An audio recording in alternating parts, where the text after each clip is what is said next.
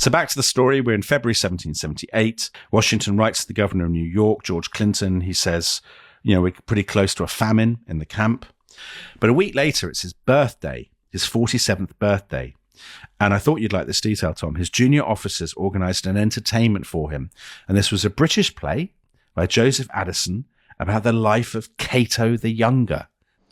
Was there really a play performed for George Washington on his birthday in 1778 at Valley Forge? This is an interesting question because 4 years earlier in 1774, the Continental Congress, which George Washington was a part of, decreed that across the American colonies, we will, in our several stations, discountenance and discourage every species of extravagance and dissipation, especially exhibitions of shows, plays, and other expensive diversions and entertainments.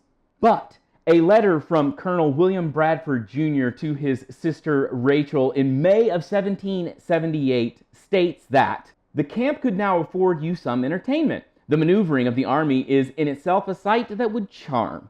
Besides these, the theater is opened. Last Monday, Cato was performed before a very numerous and splendid audience.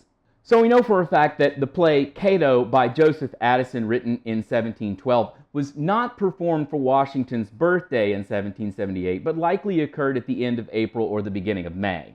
Cato is a play about the Roman senator and statesman Cato the Younger, who resisted Julius Caesar's attempt to turn Rome into an empire. He was so staunch a Republican that he ended up taking his own life rather than live under Caesar's despotism.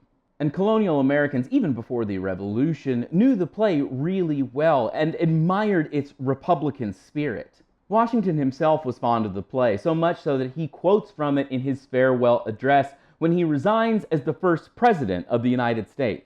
But back to Valley Forge in 1778. The play was performed at a location called Bake House by junior officers for George Washington and Martha Washington. But are we to believe that Washington would have gone against the decrees of the Continental Congress? Well, as Sean David McGee surmises, it's likely that a staged reading of sorts would have been performed rather than a completely full-scale production. And the final interesting note is that only a month before the performance of this play, France had officially recognized the United States, which brings a new interpretation to the events and characters of the play. In the minds of Americans, it's likely that Cato symbolizes America and France symbolizes Pompey's son, who is looking to come to the aid of Cato, and of course, Great Britain is Caesar.